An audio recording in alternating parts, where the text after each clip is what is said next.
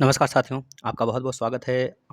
हम आशा करते हैं कि आप साइंस के पेपर, अपने विज्ञान का पेपर बहुत ही बेस्ट तरीके से, बहुत ही शानदार तरीके से किया होगा क्योंकि साथी आपको जितना कंटेंट्स दिया गया था, उससे एक भी प्रश्न बाहर नहीं आया है। हमने मैच किया है, 1 प्रश्न, 2 प्रश्न थे, लेकिन आप आसानी से इसमें अच्छे नंबर स्कोर कर सकते हैं। इसमें कोई दो राय नहीं है कि किसी भी प्रशिक्षु का 20 नंबर से कम आ सकता है। इसी तरह हमने मैथ के फुल सॉल्यूशन दिए हैं, जो भी प्रशिक्षु नहीं देखे हैं, आज जो मैथ का पेपर हुआ था, वो भी आप देख लेंगे। चलिए फटाफट हम आपका सॉल्यूशन बता देते हैं कुछ प्रश्नों के और कुछ प्रश्नों को ऐसे ही देख कर कहेंगे। तो ये देखिए भाई, यह पहला प्रश्न है साथी एमसीक्यू का। आप देख पा रहे हैं यहाँ पर एमसीक्यू का पहला प्रश्न है, पृथ्वी प्रत्येक वस्तु को अपनी ओर खींचती है। किसने बताया था भैया? ये किसने बताया था? तो बता देंगे आइजैक न्यूटन ने बताया था। पृथ्वी के सारे वस्तु को अपनी तरफ क्या करती है? खींचती है। तो ये आइजैक न्यूटन ने बताया था, गुरुत्वाकर्षण का नियम है भैया। कुम्हार के चाक की गति होती है भैया, किस प्रकार की कुम्हार की चाप गति होती है साथियों? घूर्णन गति होती है, क्योंकि भाई घूर्णन एक जगह रुक कर वो घूर्णित करता है। जिस प्रकार से अगर किसी भी गाय भैंस को अगर बांध दिया जाए खूंटे में, तो भी घूर्णन गति करती है, न कि सरल रेखा, न कि वृत्ति, न कि दोलन। ठीक है साथी, नेक्स्ट चलते हैं। सामान्यतः वृक्ष की लंबाई होती है, वृक्ष की बात किया जा रहा है साथी, तो 30 मीटर से अधिक की लंबाई जो होती है वह सामान्यतः किसी भी वृक्ष की लंबाई होती है। याद रखेंगे साथियों। नेक्स्ट प्रश्न देखिएगा, प्रथम प्रकार के उत्तोलक के उदाहरण साथी। 3 प्रकार के उत्तोलक होते हैं, जिसमें प्रथम प्रकार के पूछा गया, जिसमें कि वेट यानी कि जो हमारा भारी सामान होते हैं वो बीच में होते हैं, एक तरफ एफर्ट होता है और एक तरफ से हमारा क्या होता है? फोर्स होता है। यानी कि आलंब हमारा क्या होता है साथी? आलम्ब क्या होता है हमारा? एक मिनट, प्रथम प्रकार का पूछा गया है ना, तो जैसे कि समझौता नहीं होगा इसमें साथी। प्रथम प्रकार में जिसमें कि बीच में सारी चीज़ें आएँ, जो आलम्ब बीच में होता है, आलम्ब यानी फलक्रम बीच में आ जाए, फलक्रम बीच में जिसमें होगा वही इसका राइट आंसर होगा। प्रथम प्रकार के उत्तोलक में देखिए नेल कटर में फलक्रम बीच में होता है, बताइए। बिल्कुल। देखते हैं आप एफर्ट, इस प्रकार के नेल कटर ऐसे बना होता है, तो यहाँ पर आप वेट रखते हैं, यहाँ पर आपने नाखून लगाया और यहाँ पे आपने दबाया और बीच में फलक्रम जो है दबता है, यहाँ पे फलक्रम होता है, जैसे कैंची होती है, कैंची में बीच में यहाँ पर फलक्रम होता है, उसी के सहारे घूमता है। इधर पे हम लोग दबाते हैं और इधर से कपड़े काटते हैं, तो कैंची भी प्रथम प्रकार का उत्तोलक है। याद रखें, उसी प्रकार से नेल कटर इसका राइट आंसर होगा साथी। नेल कटर क्या है? प्रथम प्रकार का उत्तोलक होगा। इसमें ए नहीं, इसका राइट आंसर दूसरा होगा। अगले प्रश्न पे चलते हैं। अवशेषीय अंग होते हैं भाई, अवशेषीय अंग का किसी कोई काम होता है नहीं, जैसे कान के बाल हो गए, नाक के बाल हो गए, है ना, यह सब क्या है? अनावश्यक चीजें होती हैं साथी। यह राइट आंसर इसका तीसरा होगा, अति आवश्यक नहीं होगा साथी। अवशेषीय अंग किसी भी काम में नहीं आते। नाक के बाल तो काम में आते हैं, लेकिन कान के बाल कोई काम में नहीं आता है। यार बहुत सारी चीज़ें हैं जो बॉडी में, जो कि अवशेषीय अंग है के रूप में, जैसे कि पूँछ। पूँछ तो सबके पास है साथी, बस दिखता नहीं है, लेकिन उसका कोई काम नहीं, इस वजह से वो दिखाई नहीं देता है। ठीक है, याद रखें। जैसे जिराफ, जिराफ पहले ऐसे मुंडी नीचे करके चलता था, लेकिन वह धीरे-धीरे उठाता चला गया, तो ये दूसरी चीज़ है। वो हमारा उत्परिवर्तन का नियम है ना? याद रखेंगे, इसका राइट आंसर क्या होगा? तीसरा होगा, अनावश्यक। अगले प्रश्न पे आ जाते हैं। अति लघु उत्तरीय देखिएगा, बहुत आसान आया था साथी। तालाब के एक बूंद पानी में सूक्ष्मदर्शी से देखे जाने वाले किन्हीं 4 सूक्ष्म जीवों के नाम लिखिए। आप लिख दिए होंगे। अगला प्रश्न देखिए, 7वां, सभी हरे पेड़ पौधे स्वपोषी क्यों कहलाते हैं भैया? क्योंकि ये अपने हिसाब से सूर्य के प्रकाश में ही खाना बनाते हैं। इनका क्लोरोफिल मतलब ये अपने ही खाना बनाते हैं, इस वजह से इन्हें स्वपोषी कहा जाता है। यह बात आप याद रखें, किसी के सहारे या फिर किसी पे डिपेंडेंट नहीं होते हैं। कैरोमल क्या है साथी, तथा इसका उपयोग लिखिए। यह आप बता दिए होंगे। रात में तारे क्यों टिमटिमाते हैं भैया? रात में तारे क्यों टिमटिमाते हैं? प्रकाश के चैप्टर से इसका राइट आंसर है साथी, मतलब प्रकाश के चैप्टर से लिया गया है।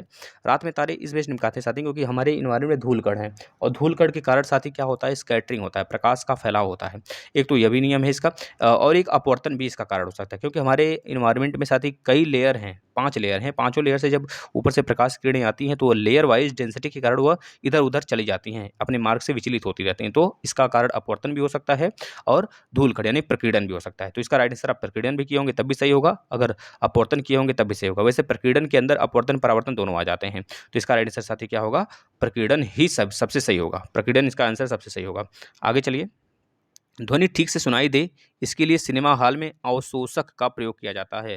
किस प्रकार किया जाता है? साथ ही आपको इसमें ये बताना था किस प्रकार से अवशोषक का प्रयोग किया जाता है। जैसे कि सीट, जो सिनेमा हॉल में सीट होती हैं, जो मतलब कि जिस पे आप बैठते हैं सिनेमा देखने के लिए, तो उसमें देखते हैं कि उसके ऊपर खोल बिछाया गया होता है, नीचे दरी बिछाई गई होती है, जिससे कि जब आवाज़ हमारे सिनेमा घर से लड़ के आए, उस टीवी से आए, तो वहाँ से लड़ने के बाद वह ऊपर उछले ना, उसी जगह वो अवशोषित हो जाए।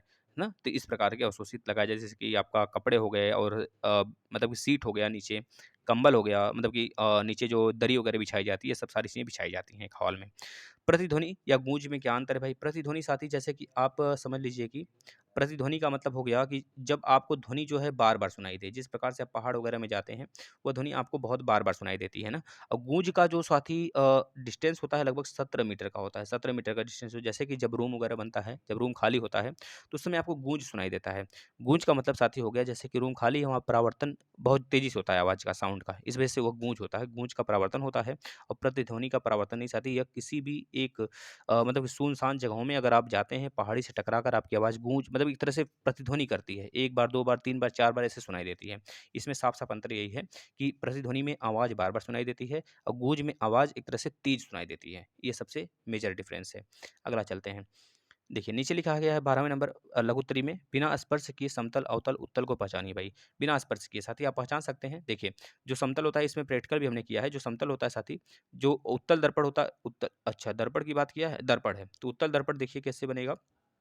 उत्तल दर्पण में साथी क्या होता है अगर आप देख सकते हैं, तो बाहर की तरफ कलई होती है और सॉरी ये अवतल दर्पण है। अवतल दर्पण में बाहर की तरफ कलई होती है और परावर्तक पृष्ठ अंदर की तरफ होता है। ये हमने बता रखा है, जो बच्चे देखे होंगे उनको पता होगा।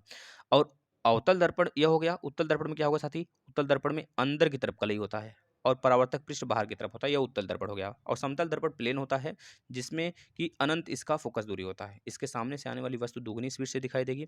इसके सामने अगर किसी वस्तु का पूरा इमेज देखना है, तो उस वस्तु का आधा इसमें मिरर लेना होगा। तो ये बहुत सारी चीज़ें हैं, इसमें हमने बता रखा है।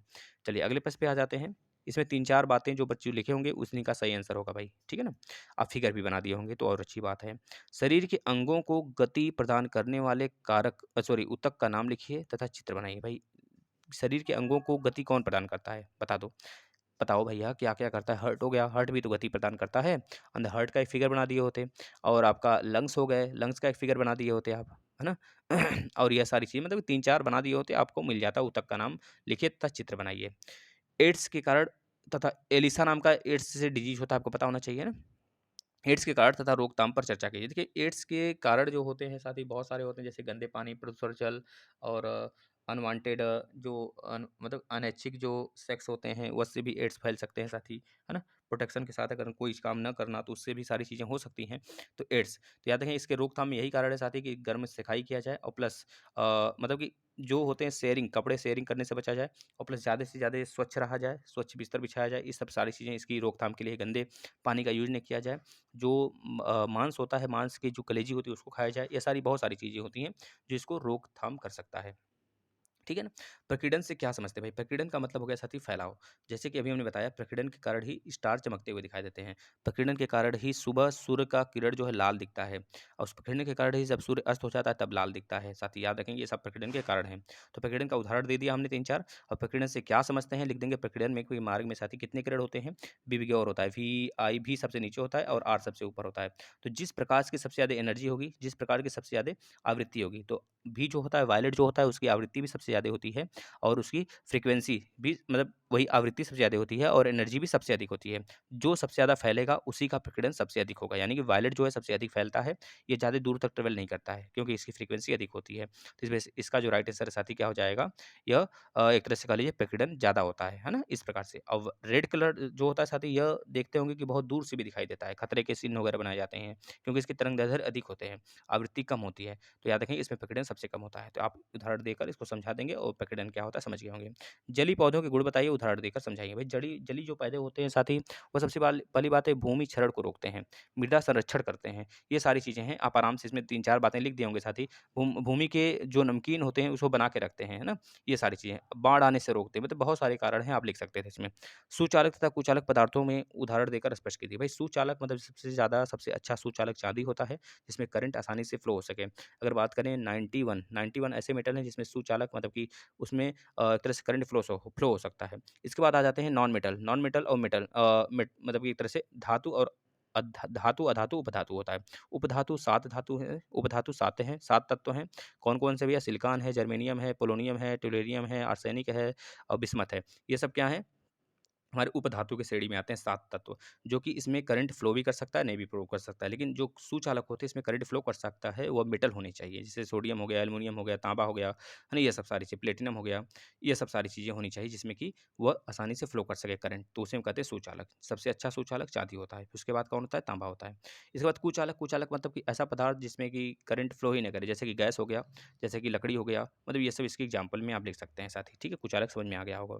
अब चंद्र ग्रहण, सूर्य ग्रहण भैया किसको नहीं पता है? चंद्र ग्रहण का मतलब साफ-साफ है साथी, जब चंद्रमा चंद्रमा और सूरज के बीच में जब पृथ्वी आ जाती है, तो पृथ्वी चंद्रमा पर परछाई बनने लगता है पृथ्वी का। इस वजह से हम इसे कहते हैं चंद्र ग्रहण। और सूर्य ग्रहण क्या होता है? जब चंद्रमा बीच में आ जाता है सूर्य और पृथ्वी के, तो क्या होता है? चंद्रमा की परछाई पृथ्वी पर बनने लगता है। तो इसको हम कहते हैं सूर्य ग्रहण साथी, याद रखेंगे। तो यह हो गया आपका 18 का 18वां प्रश्न। बताइए कौन-सा ऐसा प्रश्न था जो नहीं बताया गया था आपको? सारे प्रश्न बताए गए थे साथी। यह रहे सबसे आसान पेपर आपका। और अगर मैथ के आपने नहीं देखे हैं तो मैथ का ज़रूर देख लीजिए और मिलाकर आप लोग बताएँगे कितना प्रश्न आपका सही हो रहा है। अगर आपका 25 में से 20 प्लस आ रहा है तो बहुत टू गुड है साथी। लेकिन अगर 15 प्लस आ रहा है तो बहुत ही अच्छा है। आप आराम से इसको निकाल सकते हैं। धन्यवाद साथी, इसको ज़रूर शेयर करिए, स्टेटस लगाइए, अपने मित्रों को ज़रूर बताइएगा। नमस्कार।